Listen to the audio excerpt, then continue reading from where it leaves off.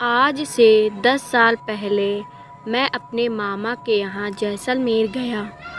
वहाँ जाकर पता चला कि यहाँ तो 2 साल से अकाल पड़ा है और पानी लेने के लिए 5 किलोमीटर जाना पड़ता है। मामा मामी से मिलने के बाद मेरे मामा का लड़का और मैं पानी लेने के लिए चल पड़े। रास्ते में पैदल चलते हुए थक गए थे और एक जगह बैठ गए।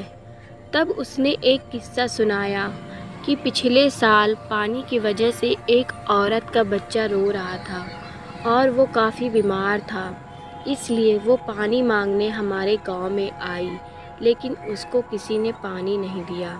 जब वो वापस लौट रही थी तो रास्ते में उसको ठाकुर के घर के पानी दिखा, तो उसने बिना पूछे पानी पीने की कोशिश की। जब उसको ठाकुर ने देखा तो वो गुस्से से आग बबूला हो गया और कुदाली लेकर उस औरत की तरफ दौड़ा। उस औरत ने भागने की कोशिश की, लेकिन वो गिर गई। ठाकुर ने बिना आव ताव देखे कुदाली से उस औरत की हत्या कर दी।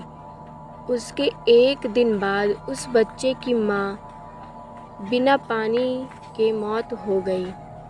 कुछ दिनों बाद खबर आई कि उसी कुदाली से ठाकुर को भी किसी ने मार दिया और धीरे धीरे उसके पूरे परिवार को किसी अनजानी ताकत ने मौत के घाट उतार दिया। यह किस्सा सुनने के बाद हम दोनों पानी लेकर वापस गांव की तरफ लौटने लगे। हल्का हल्का अंधेरा हो चुका था।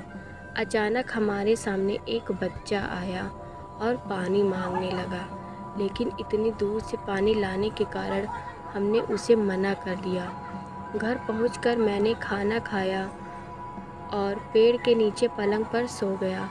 अचानक रात को वही बच्चा मेरे सामने आया और पानी मांगने लगा। मैंने ध्यान नहीं दिया और गुस्से से उसे कहा कि चले जाओ, और मेरे सामने वो औरत दिखाई दी। अचानक मैं उठ गया और देखा वहाँ कोई नहीं था। मैंने सोचा कोई सपना आया होगा।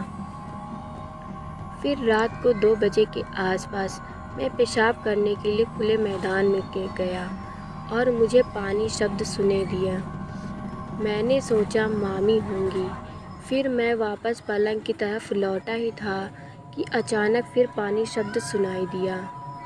अब मैं गुस्से से आग बबूला हो गया और कहा, कौन है, सामने आओ, अभी पानी देता हूँ।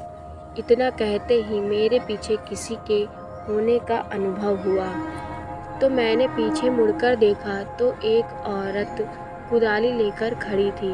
मैं डर के मारे बहुत जोर से भागा और रास्ते में एक पत्थर से ठोकर लगने से नीचे गिर गया। उसके बाद जो हुआ वो चमत्कार से कम नहीं था।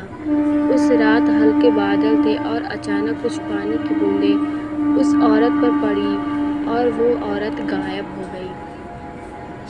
मैं अपनी जान बचाने के लिए प्रभु को धन्यवाद देने लगा। अगले दिन सुबह जल्दी 5 बजे मैंने अपने घर मकराना जाने की ठान ली।